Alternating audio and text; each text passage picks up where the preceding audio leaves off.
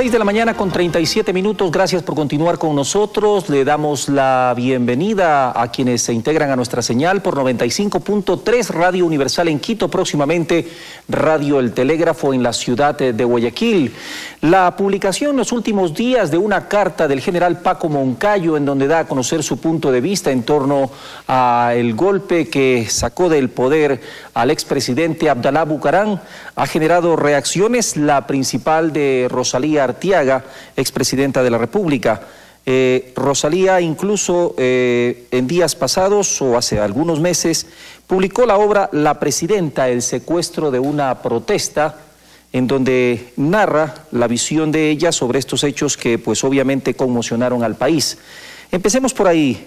¿Por qué el secuestro de una protesta? Buenos días. Buenos días en primer lugar y gracias por esta oportunidad. Solo una precisión, este libro yo lo publiqué en el mismo año 97, correcto, es decir, a muy pocos meses de los hechos que están narrando. De los hechos, así es. Y lo llamo el secuestro de una protesta porque fue el pueblo ecuatoriano el que en las calles salió a protestar contra un gobierno contra el que no estaba satisfecho, fundamentalmente contra la figura del expresidente Bucaram. Yo estaba leyendo y releyendo el libro y encuentro que el pueblo ecuatoriano diferenciaba muy bien lo que era Rosalía Arteaga y como vicepresidente en ese momento de lo que era Abdalá Bucaram. Inclusive las encuestas de opinión marcan una diferencia de más de 60 puntos, ahora que se hablan tanto de encuestas. Yo tenía más de 70% de popularidad y Bucaram tenía alrededor del 12%. En esa época, si mal no recuerdo, se produjo una serie de desencuentros entre la vicepresidenta y el presidente. Primero porque no se cumplió aquello que había sido pactado con el entonces candidato Bucaram, de que la vicepresidencia iba a manejar el Frente Social, que es por eso por lo que yo me metí en política. Yo no he sido una política de carrera. Cuando uno se pone a pensar en una vida, lo que significa desde el año 92 hasta el 98, son prácticamente 6 años que estoy en la política. ¿Usted llegó a la política con Sixto Durán Ballén? Llegué con Sixto Durán Ballén cuando él me pidió ser subsecretaria de Cultura. Y claro, yo iba a lo mío, a cultura, educación, que es lo que he hecho toda mi vida, cultura, educación y ahora medio ambiente. Entonces, yo prácticamente me había desligado una serie de actuaciones de la presidencia de la República. Me había opuesto, por ejemplo, a la aplicación de la pena de muerte, me había opuesto al alza de del precio de los cilindros de gas porque la consideraba una medida antipopular.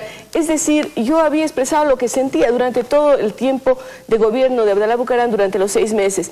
Y lo grave es que cuando se producen los hechos en febrero del 97, se arma una especie de trinca, llamaríamos así, en el Congreso Nacional para desconocer el derecho a la sucesión. Entonces yo me veo obligada a publicar este libro. ¿Y por qué le llamo el secuestro de una protesta? Porque hay una protesta pública, popular, en contra de Bucaram, no en contra de la vicepresidencia de la República, y luego el poder pasa a manos de alguien que el inefable se le ha llamado Fabiolo, cinturita, ¿no?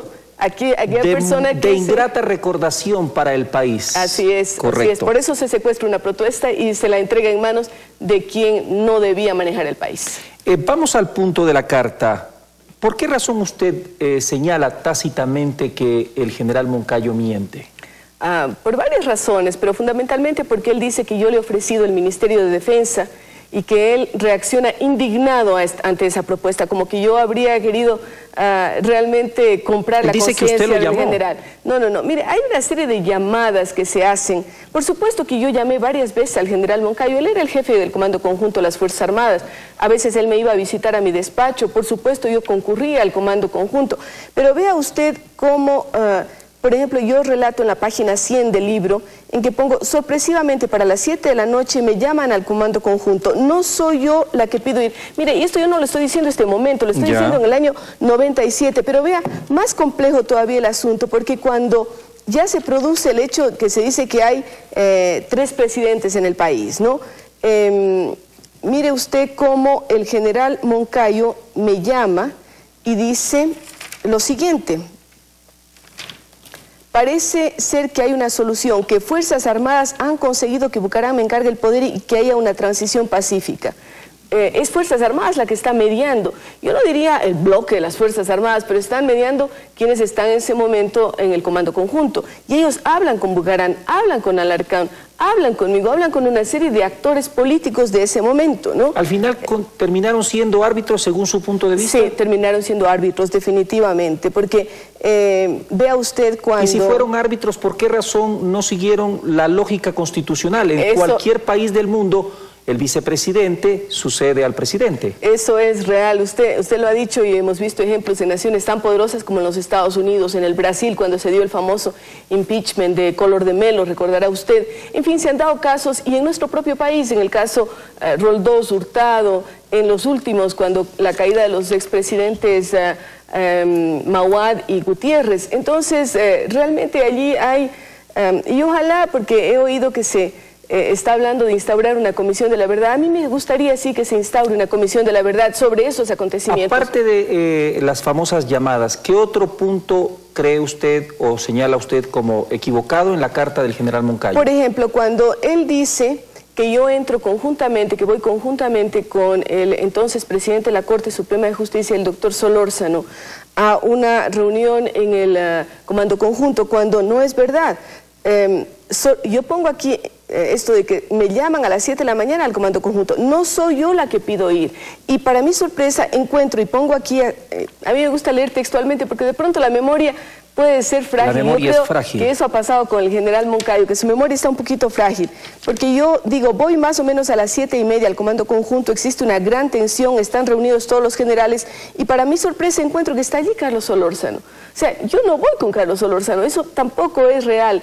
Y por supuesto hay otras imprecisiones en el documento del general Moncayo, que envía una carta al abogado Abdalá. ¿A qué le atribuye usted que después de tantos años el general revuelve el avispero de algo que ya pasó, de alguna manera había quedado en el olvido, y generar toda esta polémica? Me parece, y la sorpresa es grande para mí, yo creo que como para todos los ecuatorianos, después de 13 años en que el general prácticamente no ha dicho nada, él ha sido reacio a hablar sobre los temas de febrero del 97, y recordemos que él ha sido un actor político todo el tiempo, desde la dictadura militar. Sí, pero ¿qué gana haciendo todo este...? Creo que ha querido granjearse algunas simpatías en el sector del PRE, con el hijo del expresidente. Me parece que allí, como él sabe que tiene toda una serie de problemas, actualmente hay juicios, hay circunstancias complicadas respecto al tema del aeropuerto de Quito. A mí me parece que está intentando ganarse unas simpatías allí, que para mí es inexplicable. El famoso tema de los sacos llenos de dinero, se ha hablado tanto, muchos dicen que es una leyenda urbana. Hay personas que a mí me han dicho, yo tenía en mi poder el dinero, yo lo llevé. Vea usted, a mí me han dicho, hay personas que me han dicho que lo vieron. Y otras que lo cargaron. Sí, como ¿Qué hubo de cierto? ¿Hubo o no hubo dinero ahí? Yo no puedo decir que lo haya visto. Yo estaba adentro, y usted conoce perfectamente el complejo de Carondelet. Está en un lado la presidencia y en otro la vicepresidencia, y hay una especie de pasadizo por el cual entran los carros, ¿no es cierto? Entonces, esa es una zona común, diríamos, que tienen presidencia y vicepresidencia de la República. Y a mí me dijeron las personas de mi escolta que sí, que había salida de... En yute, sacos de yute. De billetes en sacos de yute. Y lo más grave es que un tiempo antes, unas horas antes, nos habían dicho, por favor, no se asomen a las ventanas, porque hay francotiradores. Entonces, a mí me Pero parece deben haber sido roldosistas, pues. Mire usted, como que nos querían tener a nosotros sin ver lo que pasaba afuera, y efectivamente yo no vi, pero personas de mi escolta sí. Bueno, si la memoria no me es infiel, se cambió un cheque de 11.000 millones de sucres. Alguien lo dijo, yo no... Alguien que después llegó a ser de la Corporación Andina de